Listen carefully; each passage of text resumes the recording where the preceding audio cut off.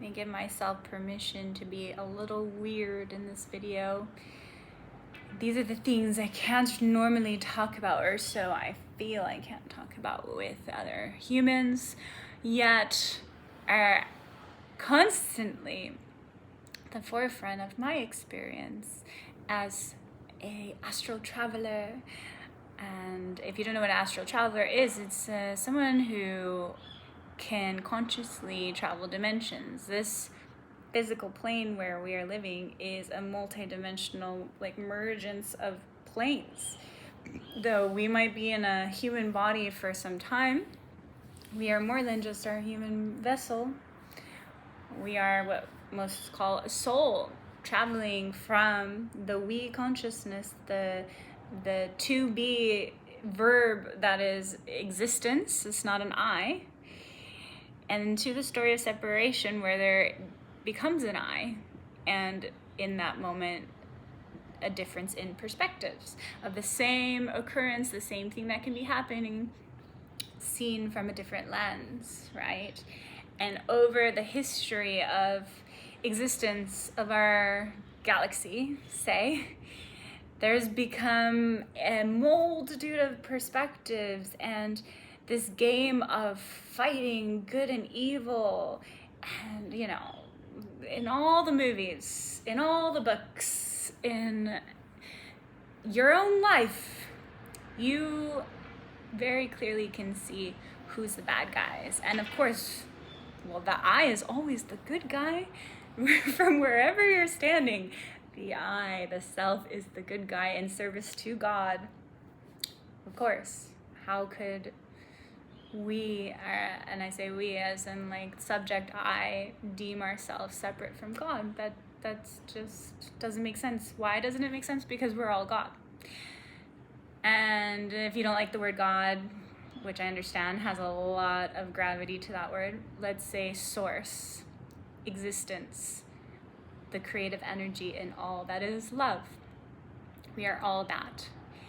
And when we hear stories being told about the others, we are hearing a part of the story. But through love of one another, we will protect and defend and go to the end of the battle for our loved ones. And really defend their feelings, because their feelings are real, because our feelings are real, because all feelings are real, and all perspectives are indeed real. It feels very real from where we're standing. And so once we understand that,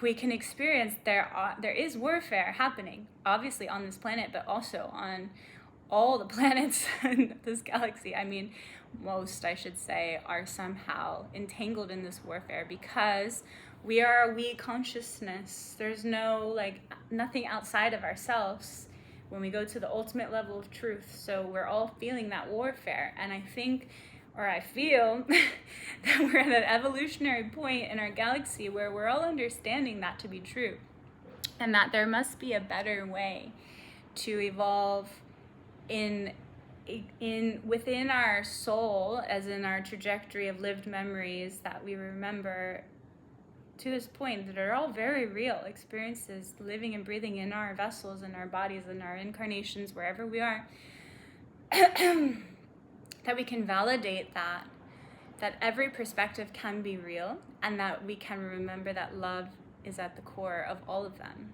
even in those scary moments where like I said, we can feel there's a real warfare happening. And I speak as someone whose child has been abducted, okay, on this physical earthly plane. I don't just speak from hippie land. I'm living, breathing this warfare, because we all are in some way, and this was my version of it. And I take something like that has happened to me, and I use it as my fuel in my battle, in this war, which my battle is to bring us back to love, just to be clear. I fight with love. And in everything that comes into my field, I am now learning to set my boundaries, to allow myself to be angry. Angry is a very helpful, useful energy in motion to feel, to set boundaries, to help reflect for one another when something doesn't feel right. To allow that to be felt, and to always feel love even in the midst of anger, to always come back to love if it's felt like it has lost us for some reason, for some time, to come back to it, to this remembrance that we are all God's children. We are all children of the earth. We are all one big family. And so we can use this warfare, these things that happen to us, to use our voice to fight the good fight. Fight for love. Fight with love. Fight with remembrance that our enemies can be lovers, or our lovers can turn into enemies. This is a very paradoxical planet, and it's with that intention I have seen that we have come here to learn to love that which we don't understand. Because a lover who's been traveling with you for eons could come into earth and be your enemy so that you can learn to love your enemy. Or the other way around.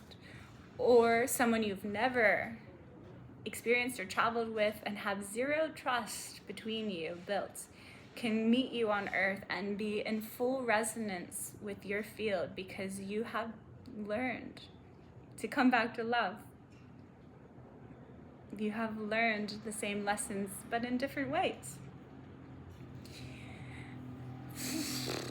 It's about remembering that our judgments are indeed reflections, and fighting the good fight.